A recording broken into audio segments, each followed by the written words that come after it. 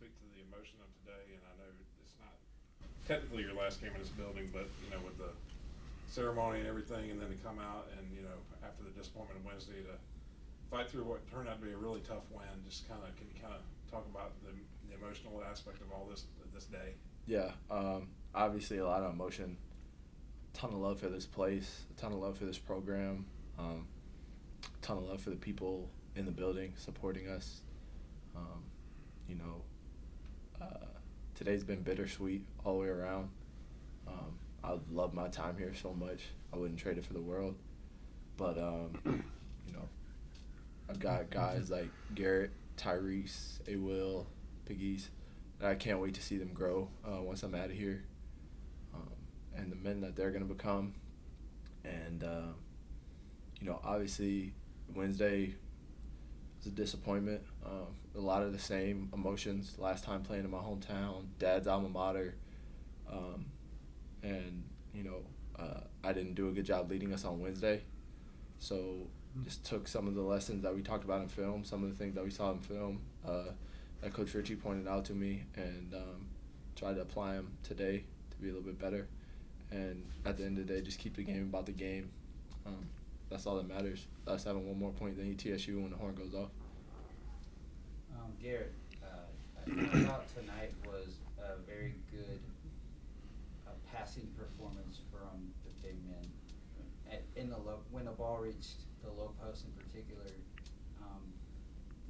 there was a lot of assists around the basket. Could you just speak to that, and particularly between you and Jalen? Yeah, one of our biggest takeaways from the game last Wednesday was we only finished with roughly like 215 passes, and our goal is to get like 250 or 280. So that was a big thing to this game for Coach Ritchie to tell us to get our pass count up. So, just trying to move the ball, what this program is built on. And, there's not a selfish bone in anybody here. So everyone just wants to see the team win. So whoever's open, we're going to find them.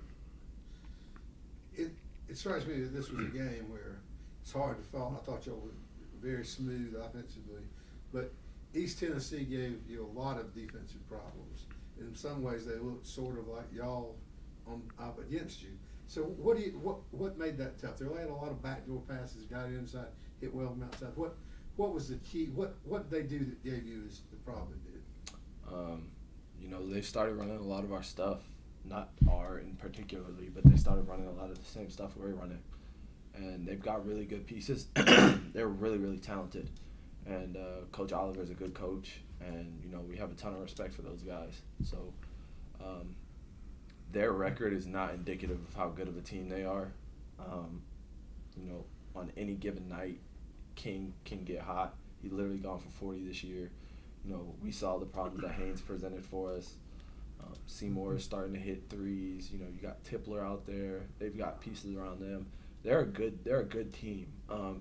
So anything that they run is going to be good. But when you start adding, actions that we think are effective to them, it can cause some teams some trouble, especially if you're not locked in like we were to start the game. Garrett, you had 61 field goals, 20 free throws, 83 points, a lot of possessions. And it seemed like really early on, I think you had 3 turnovers where it was just kind of forcing stuff that got kind of thrown away. You end up with 5 turnovers. That's pretty amazing in a game like that. What did y'all kind of do to kind of control that a little bit? And obviously, get 5 turnovers in a game, you're giving yourself a chance to win. Yeah, we came out the first couple of medias just we weren't really running our stuff. We were kind of doing, I wouldn't say one-on-one ball, but we were just doing what we don't practice. And every day, we do 5-on-0, playing against no defense, so it should be easy for us to be able to get into our offense and the system that Coach Ritchie has built for us. And so we had those early turnovers, but we finished with 2 after that. So after Coach Ritchie got on us to just get into our offense, we were running the rim, we were playing hard defensively to be able to get us into transition. And then once we got past that point, we moved the ball well without giving them the ball. Jalen, was there maybe an added sort of to maybe get the ball up the floor faster tonight, maybe than there was at the Citadel, to run a little bit more? Because I felt like the game the other night kind of stagnated. And was there ever a point in this game, because it seemed like when you got them running a little bit, that got them to turning it over a little bit more? Was there any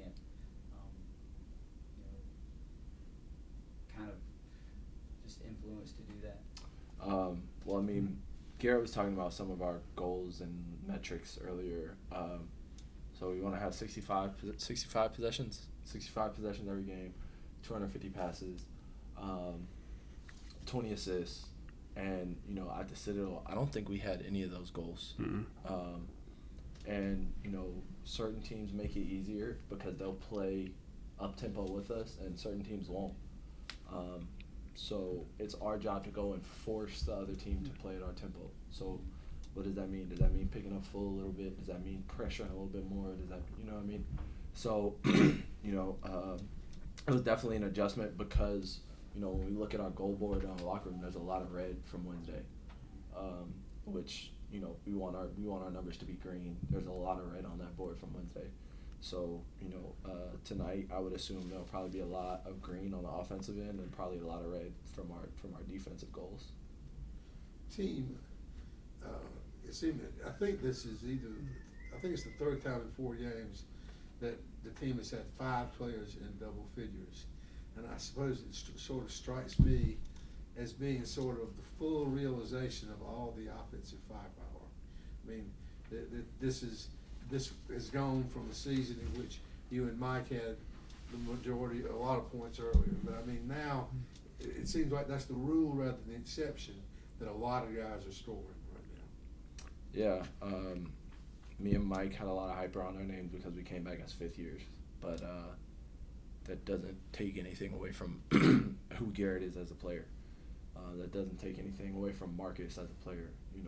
They're seeing the transformation of Alex Williams in front of your eyes. And you're talking about the best point guard in the league in JP Pegues. So we have guys, and our coaches have busted their behinds recruiting. We've gotten the majority of the guys that we've wanted here, and it gives us that ability. So, that's why coaches struggle to scout us. Who do you want to key in on? You want to key in on me and Mike? Okay, cool.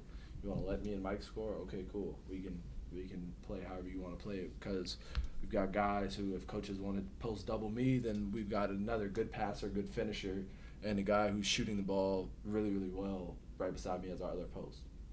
The point I was trying to make is you're fully ready. Yeah.